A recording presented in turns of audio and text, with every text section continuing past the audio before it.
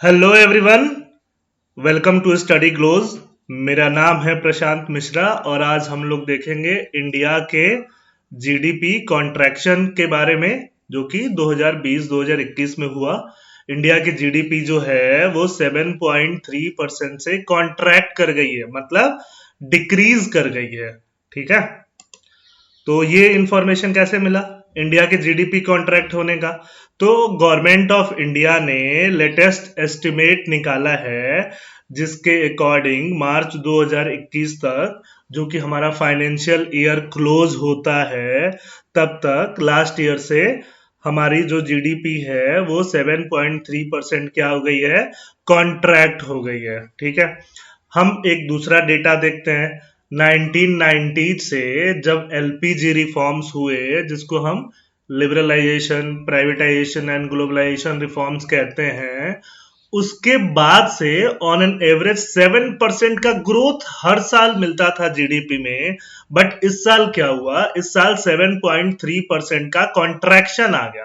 ठीक है, 2012-20 से 2021 वाला जो सेशन एकेडमिक ईयर होता है, जो ईयर होता है इकोनॉमिक ईयर होता है, उसमें क्या हुआ, उसमें जीडीपी क्या हो गई, कॉन्ट्रैक्ट कर गई। ठीक है, तो जीडीपी जो कॉन्ट्रैक्ट की है, इसको दो वे से हम लोग देख सकते हैं। पहला वे क्या है, one is to look at this as an outlier. Outlier मतलब कि चलो कभी कभी ऐसा हो जाता है बहुत सालों में एक बार, जब जीडीपी ग्रोथ हो रहा है और क्या हो गया, अचानक से कुछ आउटलायर जैसी एक्टिविटी हो गई, मतलब कॉन्ट्रैक्ट कर गया। ठीक है, वो भी किसके वजह से, पैंडेमिक की वजह से। ऐसी पैंडेमिक जो अभी हम लोग फिलहाल फेस कर रहे हैं, ये सेंचुरीज में एक बार आती है। ठीक है, तो उस सेंचुरीज में एक बार आने वाली पैंडेमिक की वजह से जीडीपी में क्या हो गया, कॉन्ट्रैक्शन आ गया। बट क्या यही एक तरीका है जीडीपी में कॉन्ट्रैक्शन को एनालाइज करने का? नहीं, दूसरा भी एक वे है जिसपे हम देखते हैं कि और क्या पैरामीटर रहे होंगे जिसके वजह से हमारी जीडीपी जो है वो क्या हो गई, कॉन्ट्रैक्ट हो गई है। ठीक है, तो ये देखा गया है कि जो इंडियन इकोनॉमी है वो लास्ट डिकेड से, मतलब 10 सालों से, ठीक है, या फिर ऐसा कहें कि 7 सालों से इसकी जो कंडीशन थी वो खराब हो रही थी, वर्सन हो रही थी किसी ना किसी वजह से। तो अगर कंडीशन खराब हो रही थी, वर्सन हो रही थी, तो उसके कुछ पैरामीटर्स होंगे। तो हम उन पैरामीटर्स को स्टडी करेंगे और देखेंगे कि वाकई जीडीपी कॉन्ट्रैक्शन की क्या क्या वजह है, और जीडीपी कॉन्ट्रैक्शन अगर हुआ है तो कौन से पैरामीटर्स इसको इंडिकेट करते हैं। तो ये वाला जो आप ग्राफ देख रहे हैं, ये आरबीआई रिसेंटली इसको रिलीज किया हुआ ग्राफ है, जिसमें क्या बता रहा है, जिसमें ये बता रहा है कि ये जो जीडीपी जो है वो जीडीपी 1996 से लेके 2020 तक जीडीपी का क्या परफॉर्मेंस है। तो यहाँ पे एक रेड लाइन है, अगर हम उसको देखें तो ये 2016 और 2017 का बीच का रेड लाइन है। यहाँ पे एक बहुत इंपॉर्टेंट इवेंट हुआ था। क्या हुआ था? डीमोनेटाइजेशन। उस डीमोनेटाइजेशन की बात से अचानक शार्पली क्या हुआ, शार्पली यहां से आप देख सकते हैं क्या हो गया, जीडीपी कॉन्ट्रैक्ट किया। ठीक है, और या जीडीपी कॉन्ट्रैक्शन नहीं बोलेंगे, बेसिकली बोलेंगे कि जीडीपी में जो ग्रोथ रेट था वो कम होने लगा, और जीडीपी का ग्रोथ रेट कम होते होते और फाइनली अगर हम 2020 में हैं तो यहाँ पे हमें जीडीपी कॉन्ट्रैक्शन देखने को मिला है। ठीक है, और अगर हम पिछले 10 सालों की बात करें, 10 साल मतलब 2013 के मार्केट से बात करें, तो यहाँ पे ये जीडीपी जो है, जीडीपी में जो ग्रोथ रेट है बहुत ज्यादा नहीं है। ये 13 से आप देखना स्टार्ट करें, ठीक है, तो बहुत ज्यादा ग्रोथ रेट नहीं है, फिर भी 13 से 17 तक थोड़ा सा ग्रोथ हमें देखने को मिला, बट 17 के बाद से एक तरह से कांस्टेंट जीडीपी ग्रोथ में डिक्लाइन पे है। और इस ईयर क्या हो गया, सीधे सीधे कॉन्ट्रैक्शन ही हो गया। ठीक है, मतलब ग्रोथ नहीं हुआ बल्कि जीडीपी डिक्रीज कर गई। कुछ और ग्राफ देखते हैं। अब ये ग्राफ जो है, ये मॉस्पी मिनिस्ट्री ऑफ स्टैटिक्स जो है वो उसने डेटा पब्लिश किया हुआ है। तो उसके अकॉर्डिंग हम देखें 2012-13 पे 5.5% जीडीपी थी, जो बढ़ते बढ़ते 8.3% के आसपास हो गई। ठीक है, उसके बाद से जो डिक्रीज करना स्टार्ट हुई, वह भी आप देखेंगे एग्जैक्टली वही 2016-17 वाला जो मार्कर है, उसके बाद से जो डिक्रीज करना स्टार्ट हुई 6.8, फिर 6.5, फिर 4, और फिर यहां से कोविड जो ईयर है उसमें -7.3%, माइनस मतलब कॉन्ट्रैक्शन। और ये जो डॉटेड लाइन जो है वो नेक्स्ट ईयर में ये प्रोजेक्ट किया गया है कि 8% जीडीपी ग्रोथ होगा, ये प्रोजेक्टेड है। अभी सेकेंड वेव आ चुका, ठीक है, थर्ड वेव आने वाला है, तो पता नहीं वापस ग्रोथ हो पाएगा कि नहीं हो पाएगा, कॉन्ट्रैक्शन देखने को मिलेगा, क्या देखने को मिलेगा, वो फ्यूचर की बात है, बट ऐसा मॉस्पी ने प्रोजेक्ट किया है, ठीक है। अब ये दूसरा वाला जो ग्राफ है, ये पर कैपिटा इनकम को लेके है, ठीक है, और पर कैपिटा प्राइवेट कंजम्पशन को लेके है। तो पर कैपिटा इनकम आप वापस देखेंगे, पहले क्या हुआ, इंक्रीज कर रहा था और बाद में क्या हुआ, डिक्रीज कर गया। तो ये यहां के बाद से हमें क्या देखने को मिला, पिछले 3-4 सालों में हमें डिक्रीमेंट देखने को मिला, ऐसा हम लोग बोल सकते हैं, या 1920 यहाँ पे है, 1920 के बाद से हमें क्या देखने को मिला, डिक्रीमेंट देखने को मिला, किसमें, पर कैपिटा जीडीपी में या पर कैपिटा प्राइवेट कंजम्पशन में। प्राइवेट कंजम्पशन पर कैपिटा मतलब एक पर्सन जो कंजम्पशन करता है उसको हम लोग पर कैपिटा बोल देते हैं, ठीक है।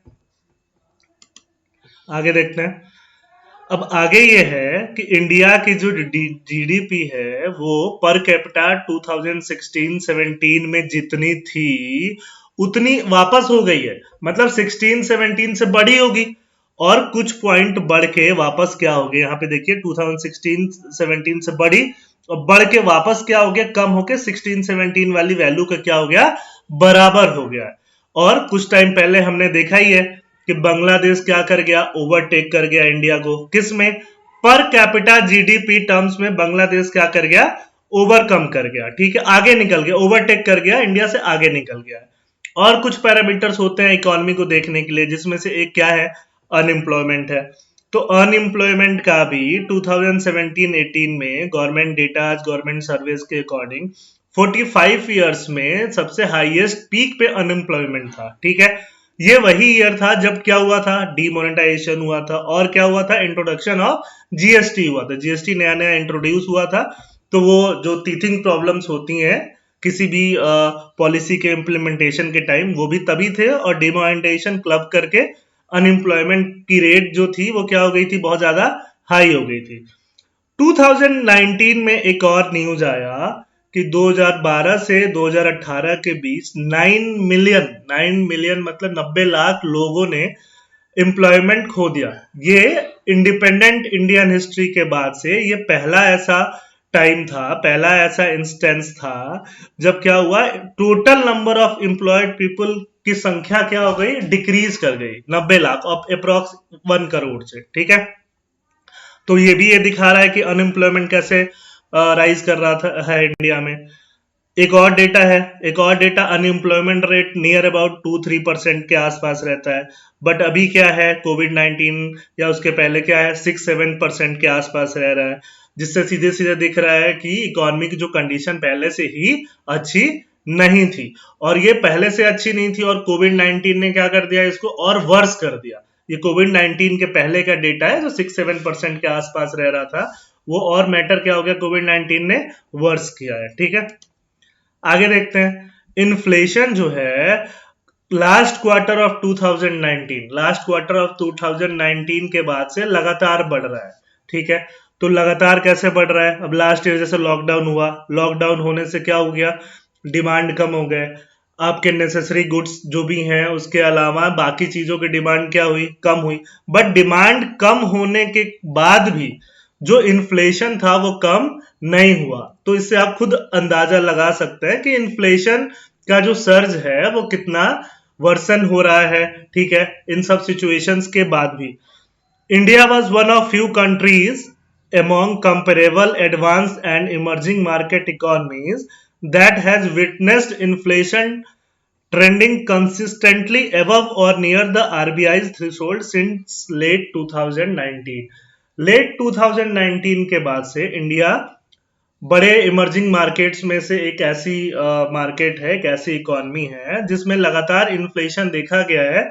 आरबीआई का जो मार्क है कितना है, 4+-2%, मतलब मैक्सिमम मार्क्स कितना है, 6%। तो 6% के राउंड या 6% से ज्यादा का जो इन्फ्लेशन इंडिया में लेट 2019 दिसंबर नवंबर ऐसा मान लो आप, उसके बाद से इतना इन्फ्लेशन इंडिया में क्या किया गया है, रिकॉर्ड किया गया है, ठीक है। Going forward inflation is a weak worry for India. Obvious बात है, इन्फ्लेशन क्या है, बहुत बड़ी प्रॉब्लम है। हम लोग अभी भी देख सकते हैं, इन्फ्लेशन के एग्जांपल ले सकते हैं कि अभी जो मस्टर्ड ऑयल है, मस्टर्ड ऑयल का प्राइस या फिर बाकी जो कुकिंग ऑयल है उनकी प्राइस कितनी राइज कर गई है मार्केट में से दिख रहा है इन्फ्लेशन की वजह से। ठीक है, जो मिल्क है, मिल्क प्रोडक्ट है, उनकी प्राइसेस काफी राइज कर गई है, 2 रुपए, 3 रुपए, 1 रुपए हर जो भी पैकेट मिल्क प्रोडक्ट है उनपे पिछले 1-2 सालों में इजाफा हो चुका है ऑलरेडी। ठीक है, तो ये हम हर 3-4 महीने में इजाफा देखने को मिल रहा है। Going forward, inflation is a big worry for India. It is for this reason that the RBI is expected to avoid cutting interest rate despite faltering growth in its upcoming credit policy review on June 4. हम जानते हैं कि RBI क्या करती है, अपने policy review करती है। ठीक है, क्वार्टरली पॉलिसी रिव्यू होता है आरबीआई का, जिसमें वो डिसाइड करती है कि इंटरेस्ट रेट का कट करना है कि नहीं करना है। तो इंटरेस्ट रेट कट करना सही रहता है जब ग्रोथ क्या हो, कम हो, क्योंकि उससे क्या होगा, लोग मनी मार्केट से लेंगे और इन्वेस्ट करेंगे। ठीक है, एक्सपेंडिचर में, खर्च में यूज करेंगे, तो उससे क्या होगा, उससे ग्रोथ आएगा। बट लेकिन उससे नुकसान क्या है, इन्फ्लेशन भी बढ़ता है। तो चूंकि इन्फ्लेशन ऑलरेडी ज्यादा हाई है, तो इसलिए आरबीआई से ऐसा एक्सपेक्टेड है कि वो जो अपना पॉलिसी रिव्यू करेगी उसमें इंटरेस्ट रेट को कम नहीं करेगी। तो हमने देखा ये इन्फ्लेशन ऑलरेडी वर्सन है, अनएम्प्लॉयमेंट वर्सनिंग कंडीशन में है, उसके अलावा जीडीपी में धीरे धीरे जो डिक्रीमेंट हो रहा था, पर कैपिटा जीडीपी में डिक्रीमेंट हो रहा था। ठीक है, तो ये सारी कंडीशन मिलजुल के ये बताती हैं कि कोविड-19 पैंडेमिक से पहले ही इंडिया की इकोनॉमी बहुत अच्छे हालातों से गुजर नहीं रही थी।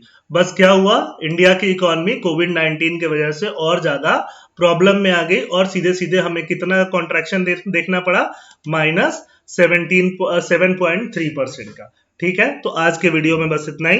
थैंक यू, जय हिंद।